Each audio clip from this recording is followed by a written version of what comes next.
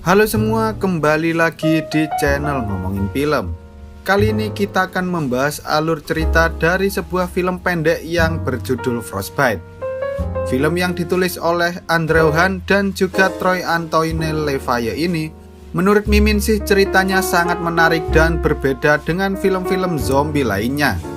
Dengan tema wabah virus zombie yang telah menghancurkan dunia, kita akan diperlihatkan pada seseorang yang menggunakan masker hazmat, di mana orang ini selalu diikuti oleh sesosok misterius yang tak lain adalah zombie. Lalu apakah orang ini akan membunuh zombie itu? Atau justru zombie itulah yang akan membunuh si orang ini? Wis, ra usah kesuwen, langsung saja kita masuk ke alur ceritanya.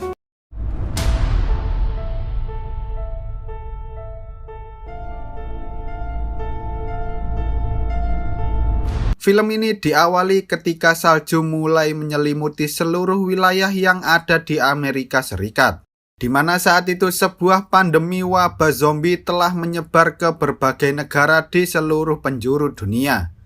Lalu seorang remaja yang sedang menggunakan masker hazmat berencana pergi menuju ke suatu tempat. Ia terus berjalan melewati dinginnya salju, hingga akhirnya ia berhenti ketika salah satu zombie yang mengikutinya hendak berbelok menuju ke tempat lain. Gadis cantik bernama Maxine ini kemudian mencoba meniup fluid yang ia miliki untuk memancing agar zombie itu tetap mengikutinya. Entah apa tujuan Max yang sebenarnya, namun ia ingin terus diikuti oleh zombie tersebut dan film pun baru saja dimulai. Max yang sudah kelelahan mencoba untuk beristirahat sejenak sambil melihat sebuah name tag yang bertuliskan Semper Fi, Always Faithful. Entah apa maksud dari tulisan itu, namun kata Always Faithful di sini dapat diartikan sebagai selalu setia. Ketika malam tiba, Max menyalakan api dengan ranting-ranting pohon yang sudah mengering untuk menghangatkan tubuhnya. Hidup sendirian di dunia yang penuh zombie ini memanglah tidak mudah bagi Max yang masih berusia remaja itu. Tanpa ia sadari, tiba-tiba zombie yang sedari tadi mengikuti Max sudah ada tepat di belakangnya. Namun Max tahu bahwa zombie itu akan datang menghampirinya, sehingga ia telah memasang beberapa tali untuk mencegah zombie itu agar tidak menggigitnya. Kemudian Max menanyakan pada zombie itu, sebut saja Mr. Zombie, apakah ia sedang lapar? Tentu saja Mr. Zombie hanya menjawab dengan meraung-raung layaknya zombie-zombie lainnya. Lalu Max mencoba melemparkan sebuah sosis pada Mr. Zombie, namun ia sama sekali tidak merespon hal itu. Max kembali melemparkan sosis itu beberapa kali hingga akhirnya ia memberitahu Mr. Zombie bahwa sosis itu adalah makanan enak. Sementara dirinya bukanlah makanan dan kemungkinan besar rasanya juga tidak enak. Tapi Mr. Zombie lebih tertarik pada daging Max daripada sosis yang merupakan makanan enak tersebut. Max akhirnya sadar bahwa ia tak bisa mengubah sifat alami yang dimiliki oleh zombie, yaitu tertarik pada daging manusia. Keesokan harinya, datang seseorang yang juga menggunakan masker hazmat. Namun sepertinya orang ini merupakan seorang penjaga di wilayah itu karena ia membawa sebuah senjata laras panjang. Max ingin melewati tempat itu, namun ia tak bisa membiarkan penjaga itu menembak Mr. Zombie. Sehingga Max terpaksa mencari jalan lain agar ia dan Mr. Zombie bisa sampai di tempat tujuan dengan selamat. Kemudian Max berlari ke arah hutan sambil mengajak Mr. Zombie agar segera menjauh dari wilayah tersebut. Ketika di dalam hutan, Max tak menyadari bahwa ia sudah berlari terlalu cepat meninggalkan Mr. Zombie. Ia mencoba meniupkan peluit untuk memancing Mr. Zombie, namun ia tak bisa menemukan Mr. Zombie di mana-mana. Saat Max hendak mencari Mr. Zombie di tempat lain, tiba-tiba ternyata itu bukanlah Mr. Zombie, melainkan zombie lain yang hendak memakannya. Max yang panik mencoba kabur dari sana, tetapi sayangnya zombie itu berhasil menarik kakinya. Saat zombie itu hendak menyerang Max, tiba-tiba saja dari belakang sana muncul Mr. Zombie yang datang untuk membantu Max. Mr. Zombie dan zombie itu kemudian saling baku hantam, Sementara Max yang sedang ketakutan mencoba bersembunyi di balik sebuah pohon sambil berharap agar Mr. Zombie bisa memenangkan pertarungan antar zombie tersebut. Tak lama setelah itu, ketika Max mencoba mencari tahu apa yang terjadi pada Mr. Zombie, ia melihat ada sebuah tangan yang tak lain adalah tangan dari Mr. Zombie. Tetapi sayangnya ia tak bisa menemukan Mr. Zombie di sekitar sana. Max kemudian mengambil tangan itu dan memasukkannya ke dalam tas. Lalu ia berlari mencari Mr. Zombie sambil meniupkan peluit miliknya, berharap agar Mr. Zombie dapat mendengar suara peluit itu dan menghampiri dirinya. Tapi sepertinya tak ada tanda-tanda bahwa Mr. Zombie masih berada di dalam hutan tersebut. Lalu ketika Max sedang mencari di hamparan padang rumput yang ada di luar hutan, ia mendengar ada suara aneh dari balik rerumputan itu. Max pun mencoba menghampirinya dan ternyata itu adalah Mr. Zombie yang saat itu sedang asik memakan jeroan dari tubuh seseorang yang tak lain adalah penjaga dari wilayah tersebut. Max kemudian meniupkan peluitnya berharap agar Mr. Zombie kembali mengikutinya. Namun tampaknya setelah pertarungan antar zombie dan kehilangan tangannya, Mr. Zombie marah pada Max dan tak mau mengikutinya lagi.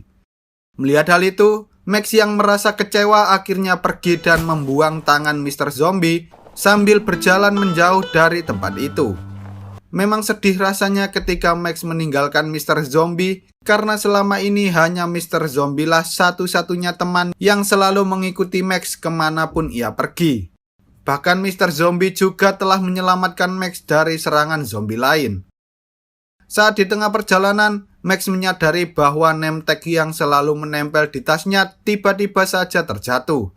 Ia lalu kembali untuk mengambil name tag itu, dan saat Max melihat tulisan yang ada di name tag itu, Max teringat kembali dengan Mr. Zombie yang selama ini selalu menemani dirinya.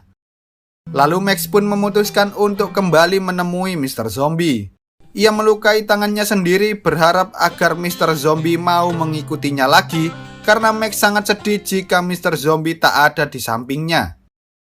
Tampaknya usaha Max kali ini berhasil dan Mr. Zombie pun kembali mengikuti Max lagi.